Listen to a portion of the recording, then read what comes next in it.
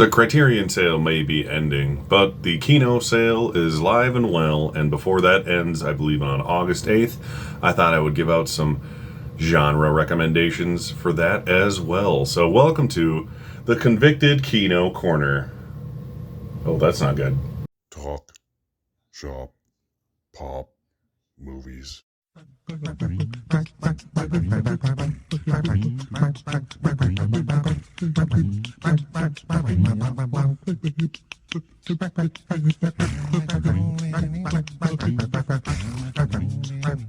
Ahoy there, this is Derek, the Convicted Cinephile, and if you're a convicted cinephile yourself, please like, share, and subscribe to the channel down below. On my channel, I like to talk, shop, and pop open, that is, movies and physical media. And like I said, I want to do some Kino sale recommendations, since that is the time we are living in. That's the times nowadays. At least through August 8th, I believe, is the Kino sale when it ends. I probably personally won't be able to partake this time around, but if all of you are, here's some movies to take a look at.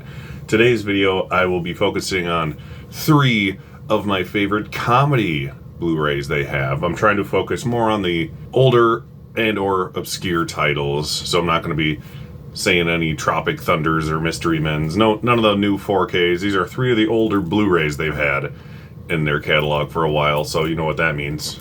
4K confirmed once I tell you to go buy these. But let's get into these quick. The first one is, and these aren't ranked or anything, Steve Martin and Carl Reiner's second film together, I believe. I may be mistaken, but I believe it is their second film of the 3 they did. There was The Jerk, which is the greatest comedy of all time, and it's official because it happened on my live stream. This one, and The Man with Two Brains. But this one is Dead Men Don't Wear Plaid. So this movie is very interesting. I actually did a video last summer doing my spoof movie summer. I Like Your Movie, Can I Borrow It? I believe is the title of the video, where I talked about movies that take pieces of other movies and recreate them into their own movie.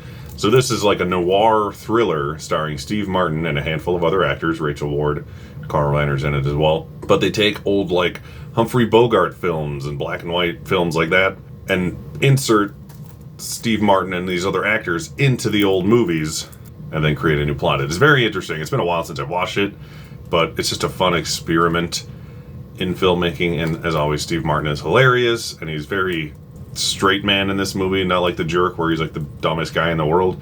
It's like the polar opposite character for him to play in this, pretty much. So if you haven't seen it, Dead Men Don't Wear Plaid is a good one.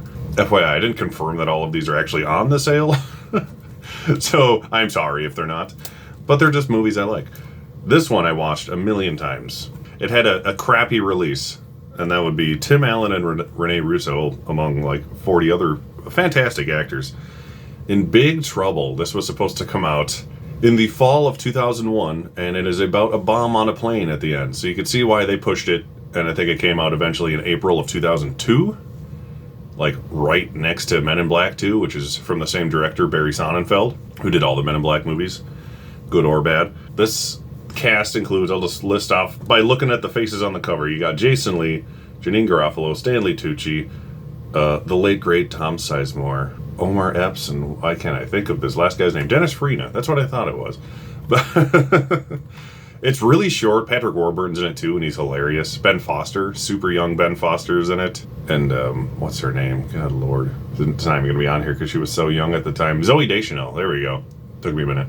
It's like some of their first movies, Ben Foster and Zoe, in this one. It's a swift 85 minutes long. It's just a fun, goofy time. So if you just want to turn your brain off kind of comedy, Big Trouble is a good one. I recommend that highly.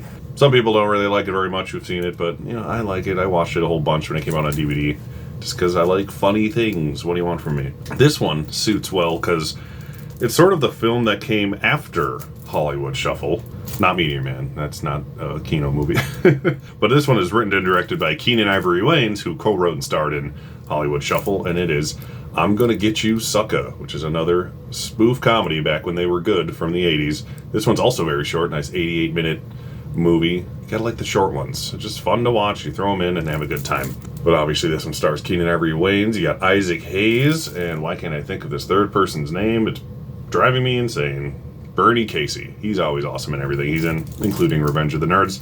But yeah, if you like spoof comedies, I'm Gonna Get You Sucka is a good one. This is also pre-In Living Color. It's from 1988. So this is like the thing he did before In Living Color. So you had Hollywood Shuffle, which is on Criterion, and I recommended that one. And then came this the year later. And then a couple years after that, we get In Living Color. And you could see the seeds of In Living Color in those two movies. So I highly recommend those if you are an In Living Color fan. So nice and quick one today. Those are the 3 Kino recommendations I have for the Kino sale. Like I said, hopefully these are actually part of the sale because they pick and choose what is and what isn't on sale. But regardless, put them in your wish list for next time if they are not. Once again, my name is Derek, the Convicted Cinephile. Please like, share, and subscribe to the channel down below. Check out my TeePublic store. And I'll see you next time. Talk, shop, pop, movies.